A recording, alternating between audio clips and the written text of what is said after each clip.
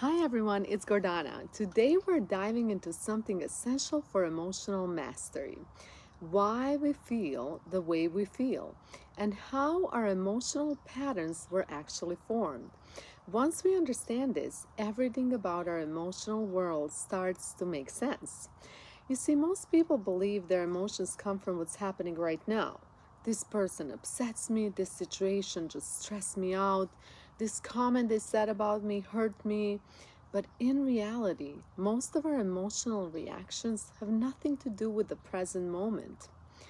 You see, neuroscience shows us that 95% of our emotional responses are subconscious, automatic patterns formed long before adulthood. So, if we don't understand our emotional conditioning, we repeat the same reactions over and over again without ever knowing why. And think about it this way: when we were born up until about age 7, we're like an empty disk, constantly downloading the world around us. If we're fed when we cry, our brain saves, I'm safe, my needs matter. If we're not fed or comforted, our brain saves, my needs won't be met, I can't trust I'll be taken care of. If we're scolded often for making a mess or breaking something accidentally, we may store the belief, I'm not good enough, I disappoint people, I ruin things. You see, our emotional habits were shaped by what we observed growing up. So, for example, if there was a lot of arguing, we may be easily triggered as an adult. Also, how our emotional needs were met or not met. When we needed attention, were our parents emotionally available or were they checked out, ignoring us? How people reacted to our mistakes. If I broke a glass, for example, did my mom yell at me, or she was calm and patient and comforted me? What we learned was safe or unsafe. What behaviors got approval and what behavior got punished? You see, we weren't born reactive. We learned reactivity. And the powerful part is, because we learned it, we can unlearn it. We can create emotional patterns that match the life we want now.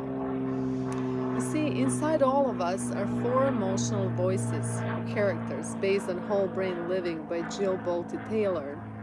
There's a survivor, which is protective, reactive, worried, right? There's the emotional child, which is sensitive and easily overwhelmed. There's an adult thinker, which is logical, structured, calm. And there's the compassionate being, which is caring, intuitive, and connected. And unfortunately, most of our emotional reactions come from the survivor or the emotional child because they're tied to those old emotional memories. And in my next videos, I'll show you how to shift into your adult thinker and your compassionate being, the parts that help you stay grounded, centered, and emotionally powerful. And here's something crucial to understand. A trigger is not about the present moment. A trigger is your subconscious saying, this moment feels like something from the past. And this is why small things sometimes feel huge, big, right? Your body is responding to the old emotional memory, not what's happening right now. And when we understand this, everything changes. We stop taking our reactions personally. We stop thinking something is wrong with us. And we start to see our emotions as signals, information, guidance. You see, they're simply pointing us towards part of ourselves that want understanding, healing, and compassion. We feel the way we feel today because our brain learned patterns long, long ago. Patterns created before we even had an ability to choose differently. We were children, we were kids, right? But now, as an adult, we can choose differently. We can rewire those patterns. We can create emotional responses that support our highest self. And in the next video, we'll talk about the 3 types of emotional triggers and how to work with each one of them. For now, I invite you to become an observer of yourself. Notice what triggers you. Notice how you react. And just watch with curiosity, not judgment. And if you're ready to go deeper, like this video, subscribe, and comment below.